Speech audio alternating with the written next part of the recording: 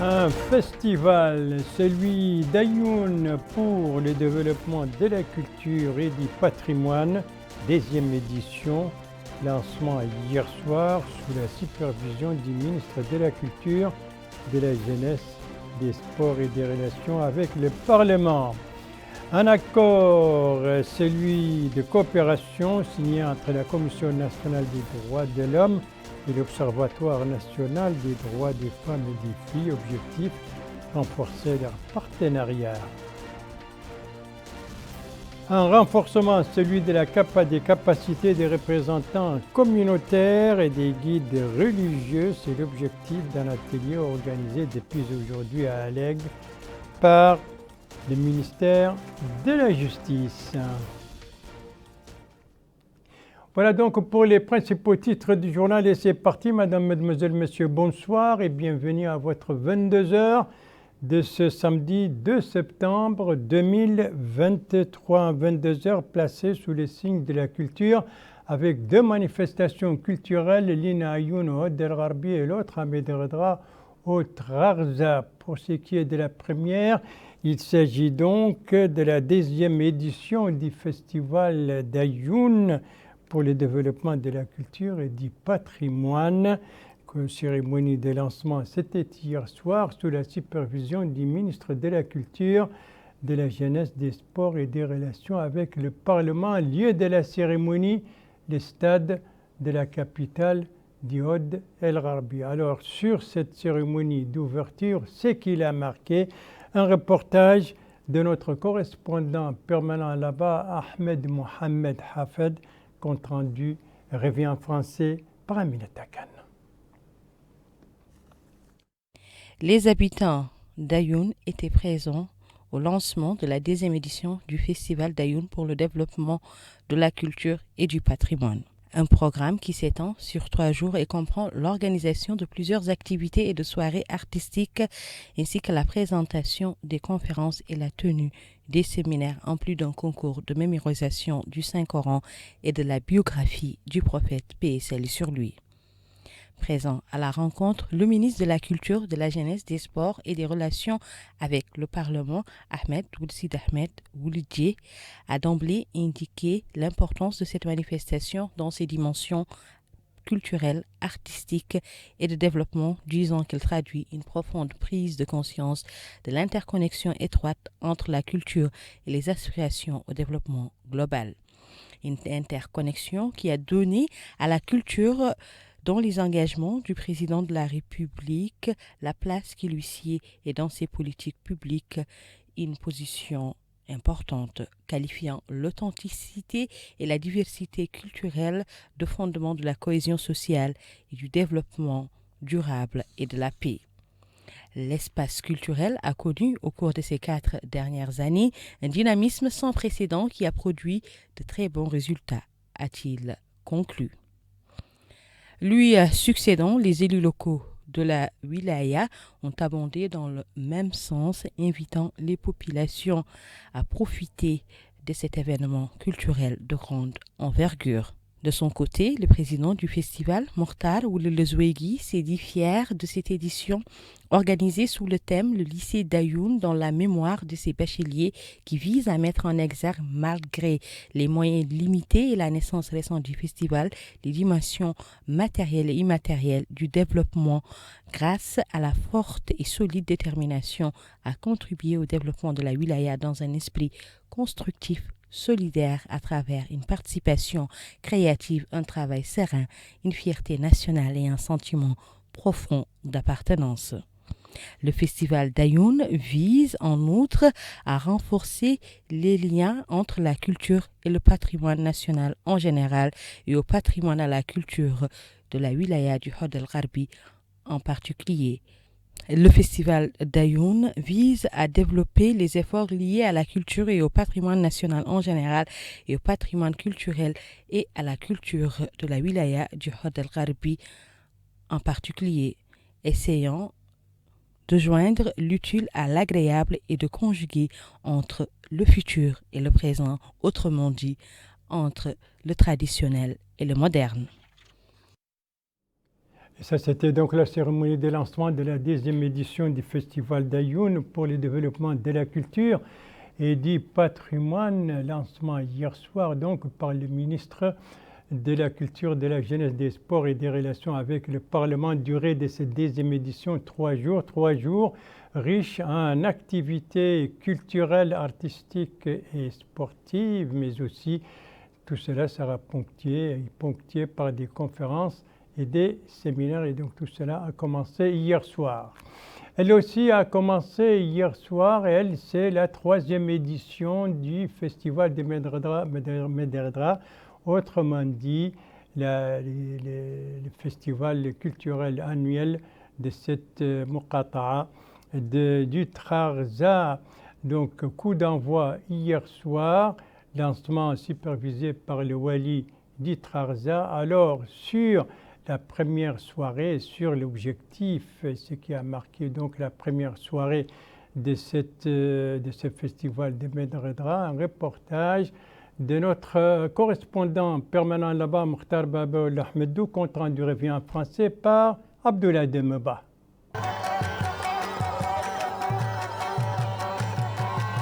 Cette première soirée de la 3e édition du Festival culturel de Mederdra a été marquée par la prestation d'artistes locaux et des poèmes de Médine ainsi qu'une exposition du patrimoine culturel de ces régions organisée par l'organisation Oulad Sanga. La 3e édition de ce festival a pour thème cette année Main dans la main pour le développement inclusif de la Muqata'a de Mederdra. Le Wali de la wilaya du Trarza a indiqué que cet événement de développement culturel incarne toutes les dimensions de l'approche culturelle et de développement recommandée par le président de la République Mohamed Ould Cheikh El Ghazouani, politique qui, dit-il, est mise en œuvre par le gouvernement du Premier ministre Mohamed Bilal Messoud. Le Wali a appelé tous les acteurs concernés à s'impliquer davantage afin d'assurer un succès éclatant de cette édition du festival de la ville de Mederdra. Quant au maire de la commune de Mederdra, il a indiqué que cette édition vise à faire progresser la culture locale, mettant ainsi en exergue l'importance accordée par la commune aux activités culturelles et sportives.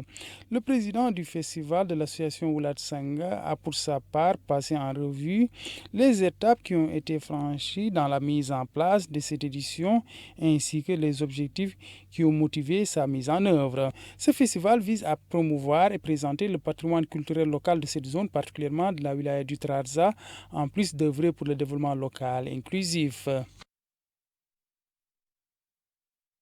Voilà donc pour cette 3e édition de la saison culturelle annuelle de Mederdra, lancée donc depuis hier, et donc sera marquée par plusieurs activités culturelles, notamment des soirées artistiques et littéraires, ainsi qu'une caravane médicale, pour ne citer que celle-là. Voilà donc pour la page culture de ce journal, avec donc ces deux festivals, l'un d'Ayoun dans sa 10e édition, l'autre à Mederdra dans sa 3e édition. Après la culture, les droits de l'homme. Les droits de l'homme, avec cet accord signé entre la Commission nationale des droits de l'homme et l'Observatoire national des droits des femmes et des filles, un accord qui a été signé hier soir à Nouakchott, au siège de la CNDH, et sur le contenu de cet accord et son objectif,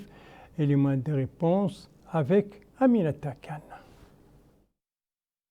La signature de cet accord entre le président de la Commission nationale des droits de l'homme et la présidente de l'Observatoire national des droits des femmes et des filles a pour objectif d'établir un mécanisme efficace de coordination, d'échange et d'expertise afin de renforcer le travail en faveur des droits de l'homme et à la coopération commune dans les domaines des actions déterminées par l'accord entre les deux parties.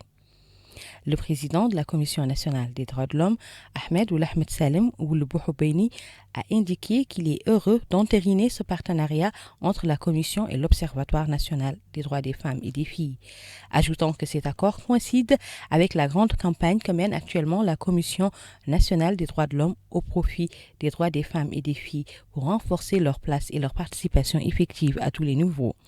Il a souligné que cet accord avec l'Observatoire viendra soutenir et renforcer dénoncer une tendance, soulignant que les autorités ont pris un certain nombre d'initiatives importantes dans le but de promouvoir et de protéger les femmes.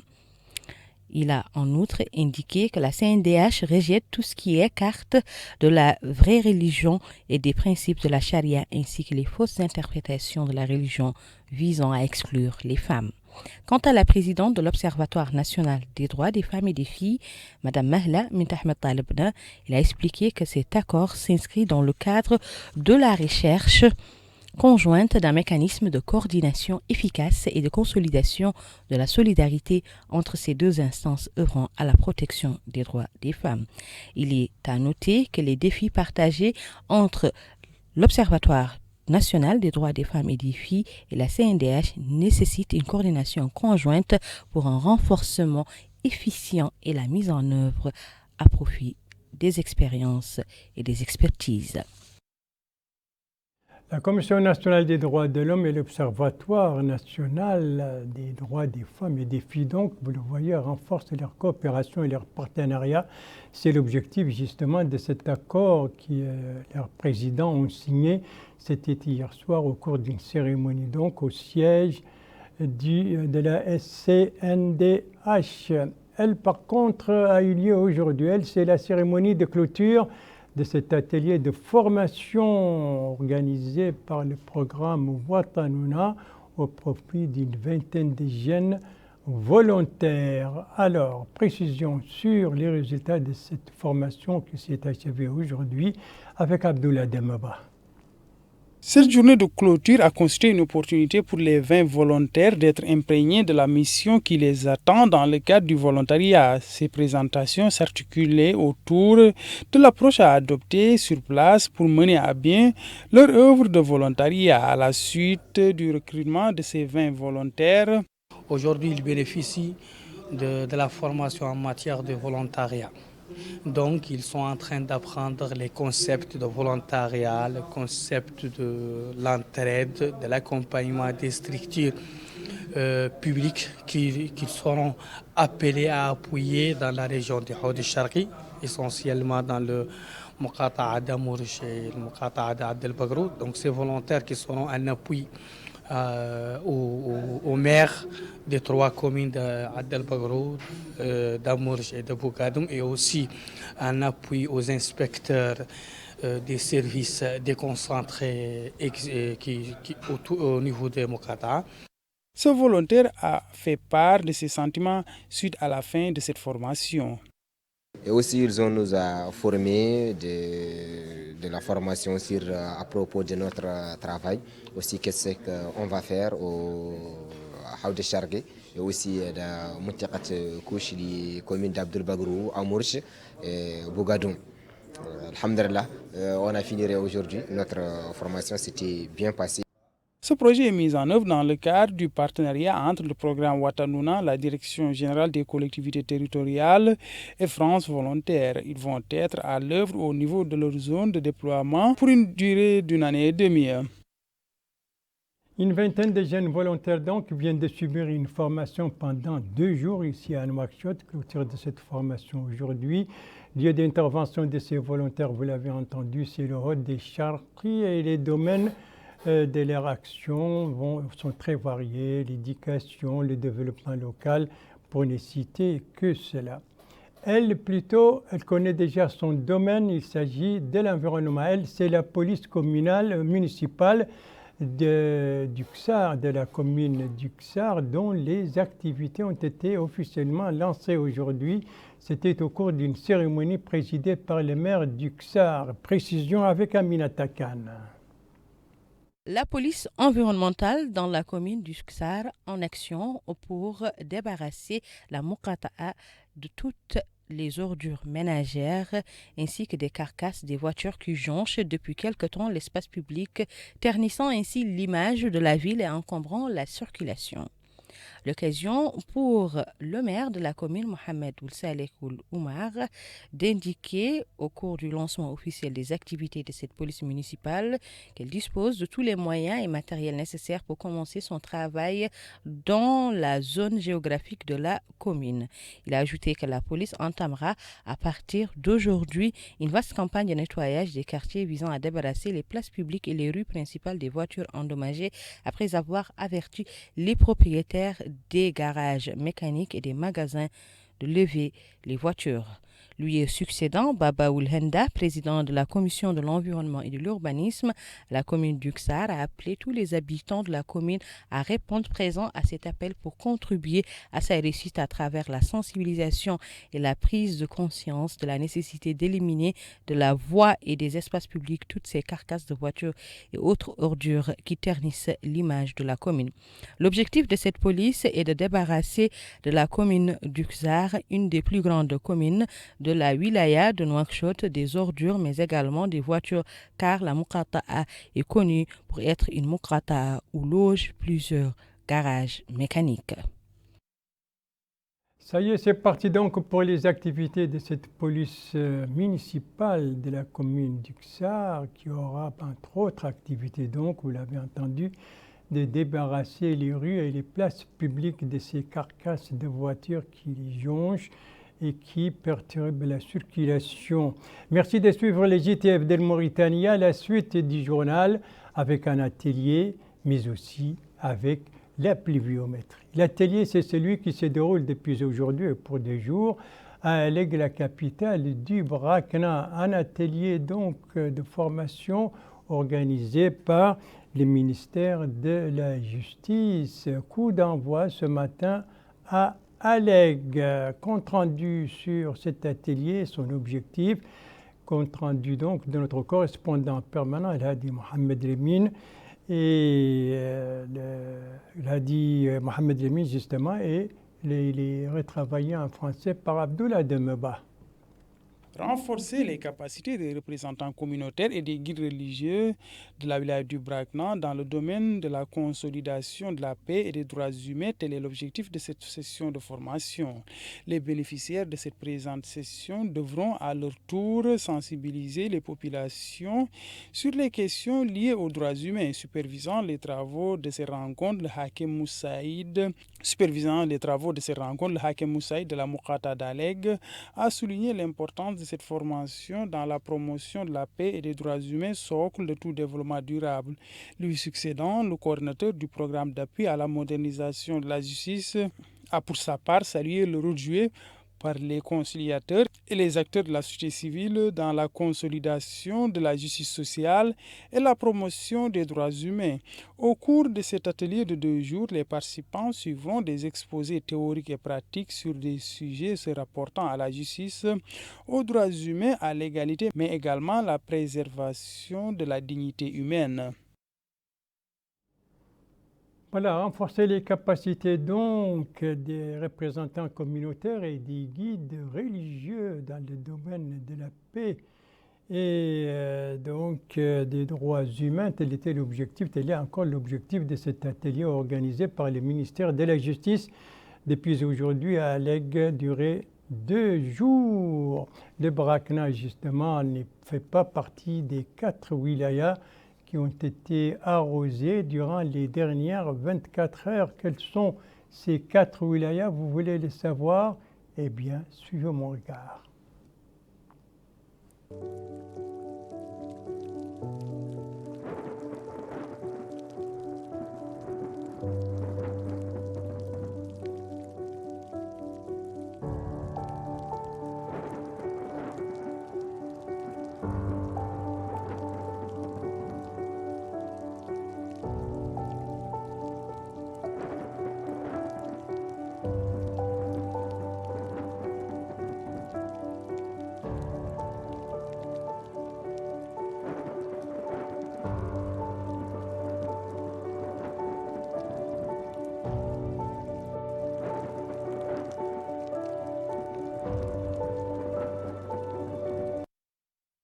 Le Hod Sharqi, la Saba, Dakhlet Nouadhibou et Linkshiri, voilà pour les 4 wilayas qui ont été arrosés durant les dernières 24 heures et c'est sur cette pluviométrie que s'achève ce journal. Merci à vous, Madame, Mademoiselle, Monsieur, de l'avoir suivi. Merci bien entendu aux équipes rédaction et techniques qui ont participé à sa conception. Je vous en rappelle les principales informations. Ici, nous sommes à Ayoun avec le lancement hier soir de la 2e édition du Festival d'Ayoun pour le développement de la culture et du patrimoine, coup d'envoi donné par le ministre de la Culture, de la Jeunesse, des Sports et des Relations avec le Parlement. Retour à Nouakchott, précisément au siège de la CNDH, la signature d'un accord entre cette commission et l'Observatoire national des droits des femmes et des filles. Ça, c'était hier soir. Ici, nous sommes à Alleg, la capitale du Brakna, avec cet atelier de formation pour les représentants communautaires et les guides religieux, atelier organisé donc par le ministère de la Justice et qui vise à renforcer donc les capacités des participants à cet atelier. Voilà, les JTF reviendra demain à 22h, la même heure donc. Pour ma part, eh bien, il ne me reste plus qu'à vous souhaiter une très bonne fin de soirée, une très bonne fin de semaine et à vous donner rendez-vous, Inch'Allah, vendredi prochain à la même heure, 22h. Bonsoir.